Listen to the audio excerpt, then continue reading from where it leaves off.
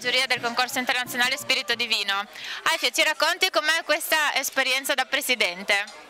È terribile, no, una bella esperienza, interessante, piacevole, diciamo soprattutto piacevole. Insomma, ora sono 2 anni mi sembra che sono presidente, prima sono partito come giurato, insomma c'è stata questa ascesa continua, insomma devo dire che mi trovo veramente bene a fare il presidente e qui a Udine al premio. Il concorso Spirito Divino secondo voi può essere un mezzo per avvicinare i giovani al mondo del vino in modo consapevole? Le vostre impressioni da una persona che ci lavora da tanti anni o da una persona che si è avvicinata da poco?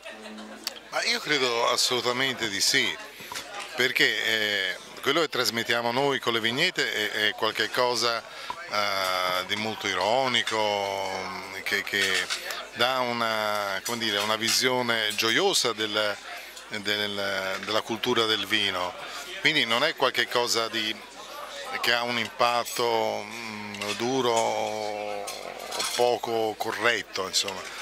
Quindi credo che questa manifestazione possa servire assolutamente a questo scopo. Io voglio dire un'eresia, mi ricollego a quello che ho detto nella sala al momento della presentazione della manifestazione.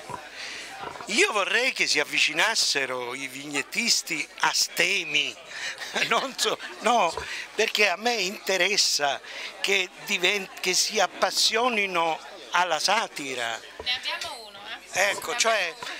Ecco perché io dico che bisognerebbe che ogni giornale avesse il suo spazio.